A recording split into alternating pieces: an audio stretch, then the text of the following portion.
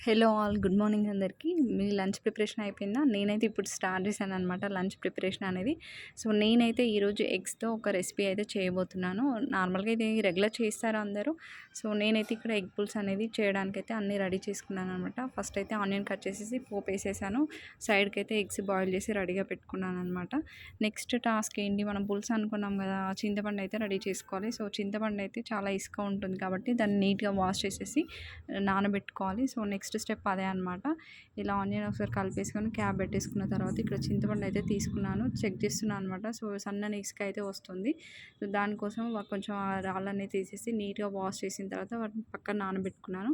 Next మన curry ఎంతవరకు వచ్చింది అయితే చెక్ చేస్తున్నాను అనమాట. సో, ఆనియన్ అన్నీ మగ్గిన తర్వాత పసుపు, సాల్ట్, కొంచెం జింజర్ గార్లిక్ పేస్ట్, నెక్స్ట్ కారం అయితే వేసేసాను. వేసి మంచిగా క్యాప్ పెట్టుకున్న తర్వాత అది మంచిగా మగ్గిపోతుంది కదా! ఇది మగ్గిన తర్వాత పక్కకైతే ఎగ్స్ బాయిల్ చేసుకున్నాను కదా! వాటినైతే మంచిగా పొట్టు తీసి అయితే పెట్టుకున్నాననమాట.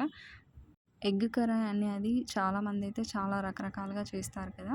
సో, మ్యాక్సిమం సమ్మర్‌లో అయితే నేను ఇలా వాటర్ యాడ్ చేసి పులుసు రూపంలో గానీ, ఇంకా గ్రేవీ లాగా బాయిల్ చేసి మాత్రమే చేస్తాను. ఎందుకంటే హీట్ అంటారు కదండీ ఎగ్, అందుకని.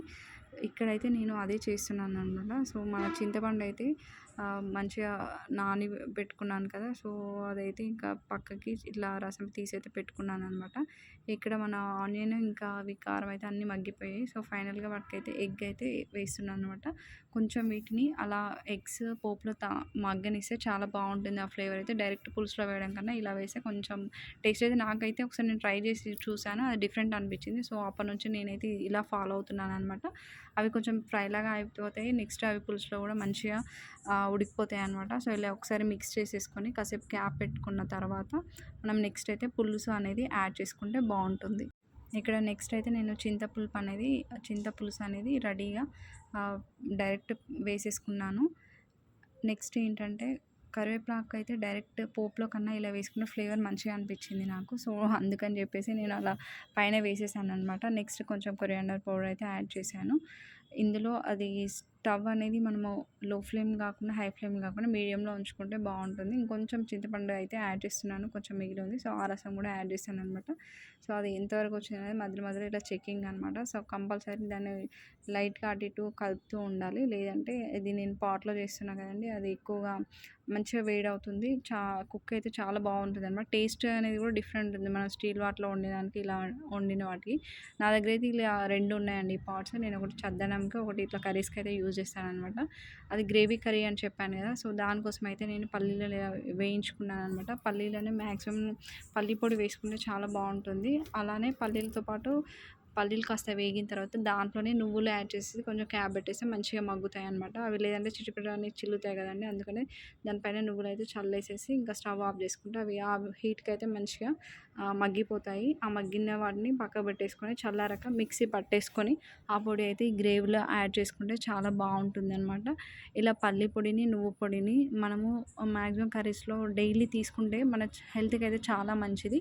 నేనేం చేశానంటే ఆయిల్ అనేది కూడా కర్రీస్‌లో చాలా తక్కువ వేస్తాను. ఉంటే కొబ్బరి పొడి కానీ, ఇట్లా పల్లి పొడి కానీ, నువ్వుల పొడి కానీ వేస్తే ఏంటంటే న్యాచురల్‌గా వీటిలో ఆయిల్ ఉంటుంది కాబట్టి మనం ఎట్లా తక్కువ వేస్తే ఇది సెట్ అయిపోతుంది. అటు గ్రేవీ బాగుంటుంది, టేస్ట్ బాగుంటుంది, మన హెల్త్‌కి కూడా చాలా మంచిది కాబట్టి.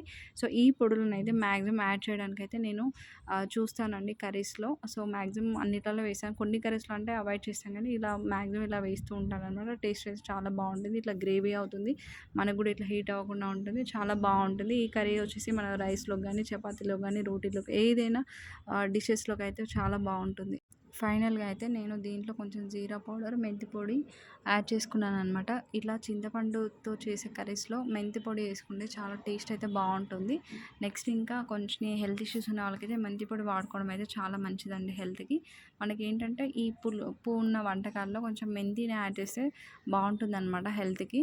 ఆ ఫ్లేవర్ కూడా చాలా బాగుంటుంది. నేనైతే ఈరోజు కట్టుకున్న శారీ శ్రీలత కలెక్షన్స్ అనే ఇన్‌స్టా పేజ్ నుండి తీసుకున్న శారీ చాలా బాగుంది.